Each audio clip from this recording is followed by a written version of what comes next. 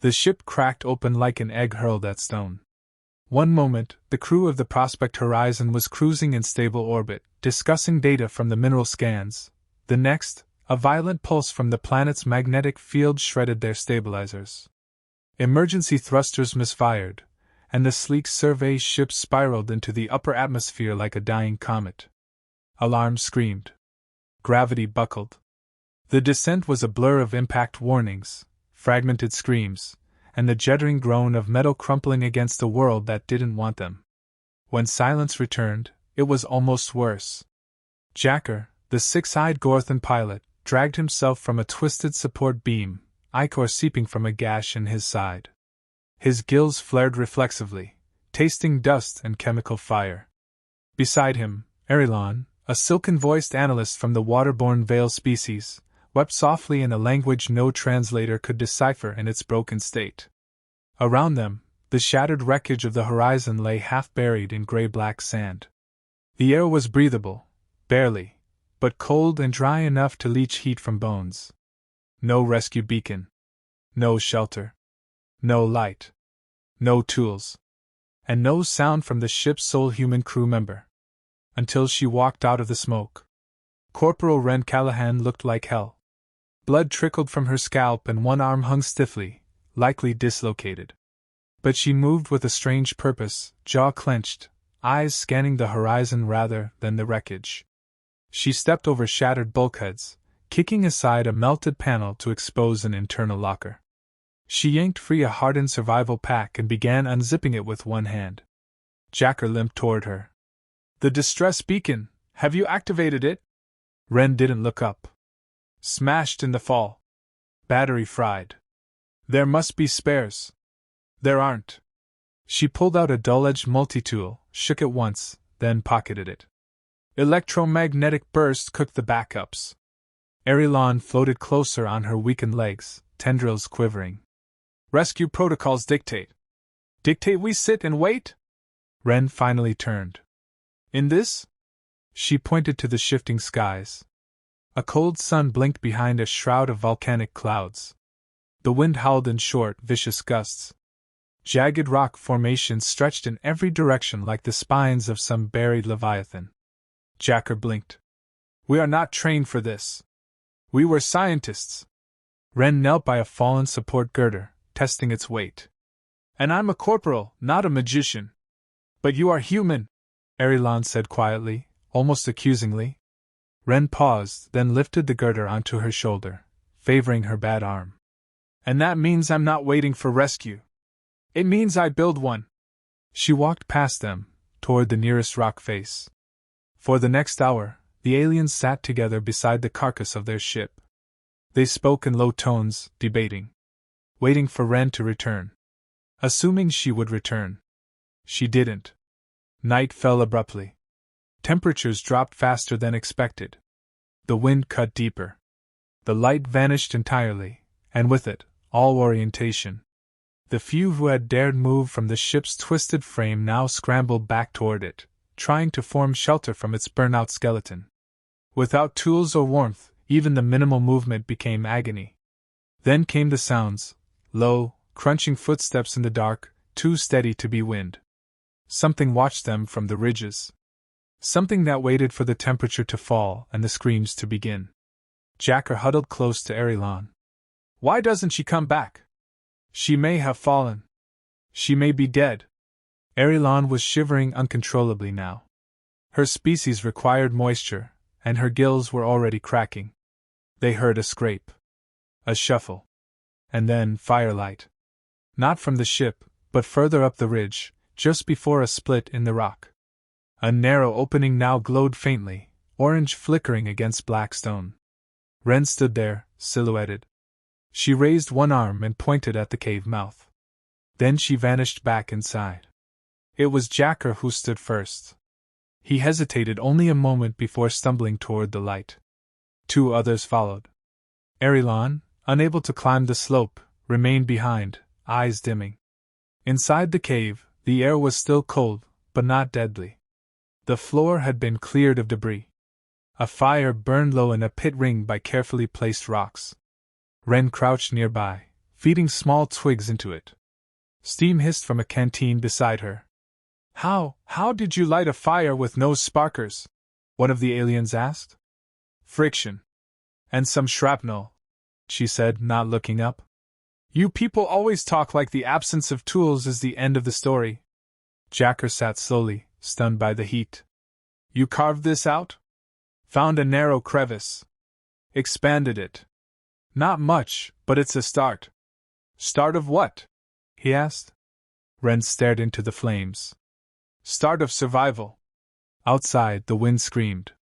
Something howled in the distance, in a pitch far too deep to be anything small.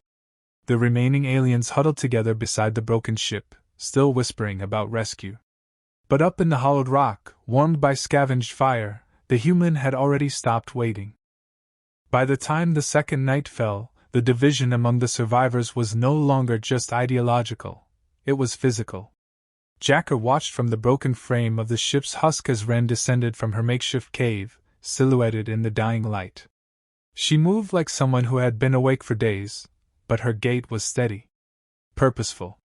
Strapped across her chest was a crude satchel made from internal ship insulation, filled with supplies she'd scrounged or fabricated. Her hands were blackened with soot and dried blood, but she barely noticed. She approached the crash site where Arilan and 4 others remained. Their bodies were huddled beneath a tarp salvaged from the ship's inner hull, weighed down with metal scraps and pinned at awkward angles. It blocked the wind but held no warmth. Beneath it, the air was stiff with fear, and the bitter scent of rot was beginning to rise from untreated wounds. Jacker stepped forward cautiously. You came back. I said I would, Ren muttered. Her eyes flicked to Arilan, who lay curled beneath a blanket of thermal foil, her gills tight and pale. She needs hydration. Now. There's no water. Not anymore.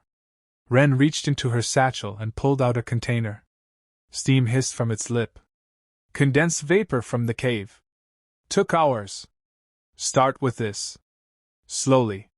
She handed it off, then began pulling other items free, jagged rock fragments shaped into scraping tools, lengths of fiber twisted into crude cord, and a handful of tiny, shriveled berries.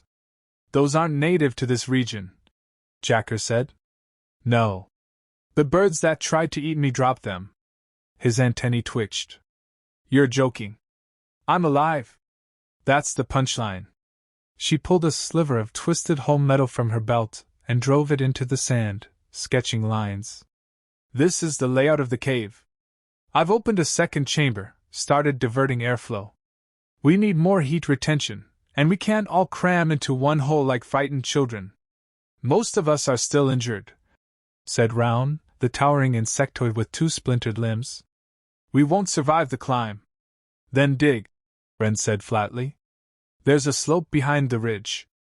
Less steep. I can show you, but I won't carry anyone. The silence that followed was brittle. Round bristled. We are researchers, not primitives. This is not our way. Ren stood slowly.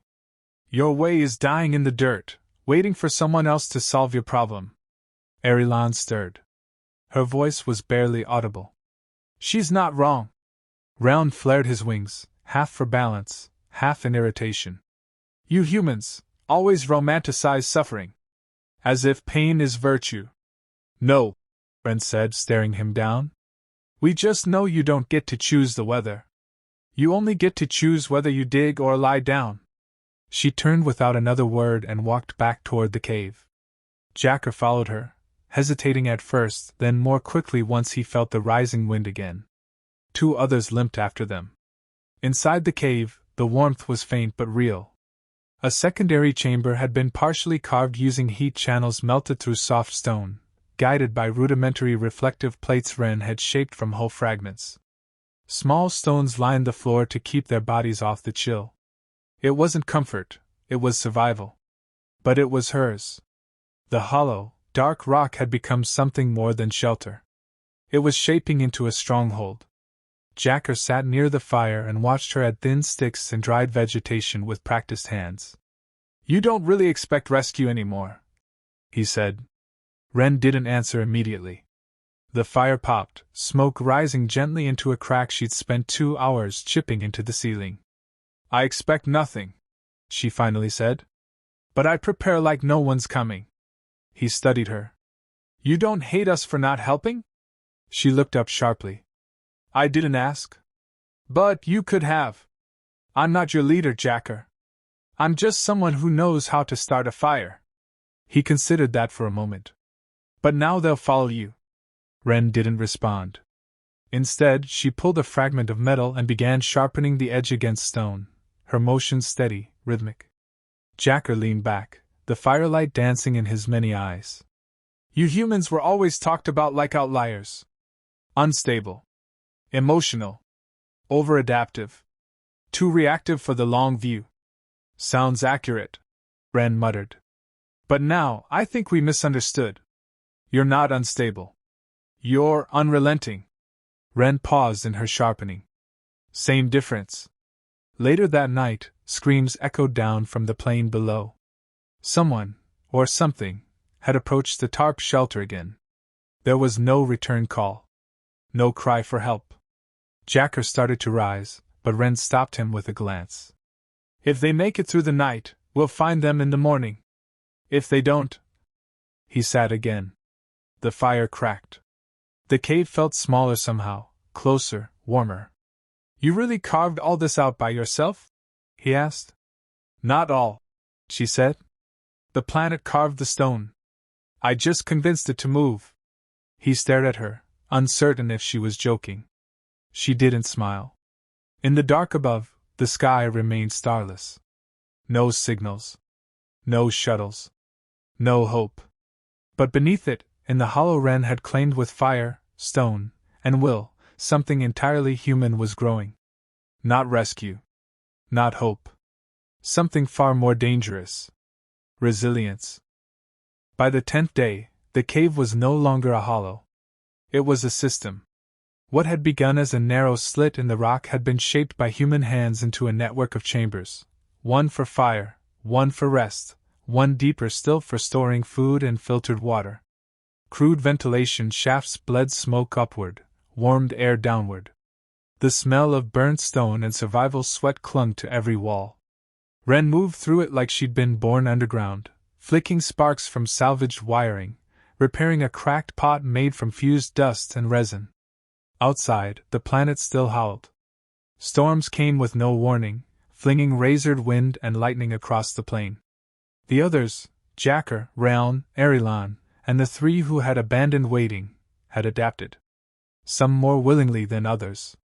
What once was a rift between species had become a quiet rhythm of labor and silence, punctuated by the constant work of not dying. And yet something was fracturing. Raon had grown restless. He carved tally marks into the stone every day and stared out at the wastes with a twitching mandible. It's been over a week, he muttered again, to no one in particular. They should have sent a recovery team. Wren didn't respond. She was busy weaving cordage from plant fibers, sealing the ends with heat and ash. I said they should have come.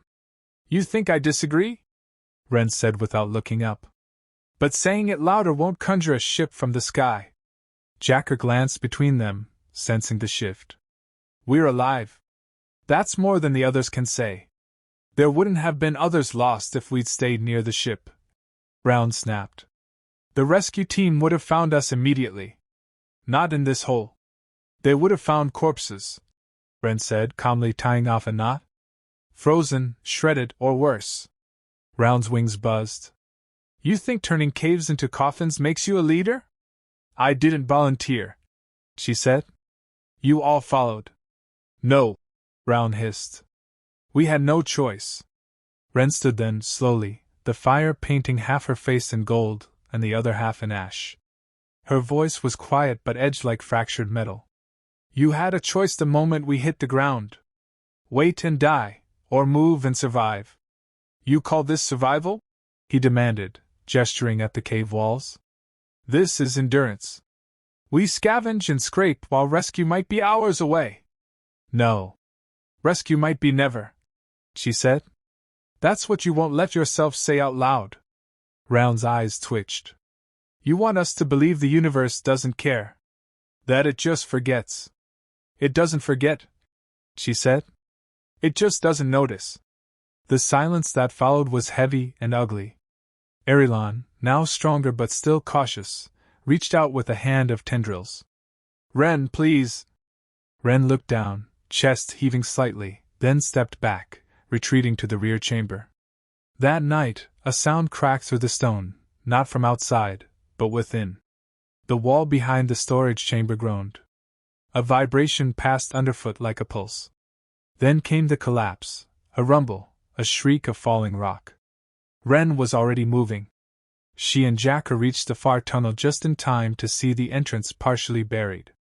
A boulder had dislodged, sealing part of the shaft, trapping Round and Erilon in the central chamber. Dust choked the air. Someone was coughing. Erilon's voice, frantic, muffled, called out. We're here! Still breathing! Ren dropped to her knees, pressed her ear to the stone, then stood and pulled off her jacket. We dig. Jacker hesitated. We have no levers. No lift tech. Bare hands won't move that. They'll have to. She didn't ask for help. She simply began. First with hands scraping knuckles raw. Then with broken tools, shattered plating, twisted rods, sharp stones. Ren attacked the rubble like it had insulted her. Her breath came fast, eyes squinted against the dust, face bleeding from fresh cuts she didn't stop to notice. After a beat, Jacker joined her. Then another. Then another. Round, from inside, shouted instructions, where not to strike, where he heard a creak that meant shifting weight. Erilon tapped against the stone in rhythmic pulses so they knew she was conscious. It took hours. When they finally pulled the last chunk free, the stone groaned one last time and slumped aside. Round emerged first, covered in ash and shaking. Erilon followed, pale and dehydrated, but alive. They didn't speak. Ren sat down, arms limp, breath ragged. Blood streaked her arms to the elbow. Her hands were trembling. I told you, she whispered. No one's coming. No one answered. The following morning, the sky changed. A single dot pierced the clouds, faint, silver, moving against the wind. Too steady for a bird. Too smooth for native life.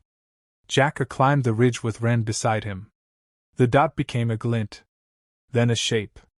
Then the unmistakable lines of a long-range scout vessel from their parent fleet. He turned to Ren, incredulous. They came. Ren didn't smile. Didn't move. Just stared at the sky as the ship grew closer, engines whispering across the rocks. You should be relieved, Jacker said. I am. You don't look it. I carved this place with fire and blood, she said. I didn't do it to be saved. Down below, the aliens cheered. They stumbled out into the open, waving flares and scraps of reflective metal. The beacon had been dead for 10 days, but the survivors hadn't been. Ren remained on the ridge, staring at the cave. Her cave. Her walls. Her smoke-stained stone. I made something here, she said quietly. Jacker followed her gaze. You made a shelter? No, Ren said. I made a future. When the rescue ship landed, the crew ran to greet the others, stunned at their condition, amazed at their survival. They asked for leadership. All eyes turned to Ren. She didn't step forward. She simply walked back to the cave, disappeared into the shadows she had carved, the fire she had built still flickering like a defiant heartbeat in the stone.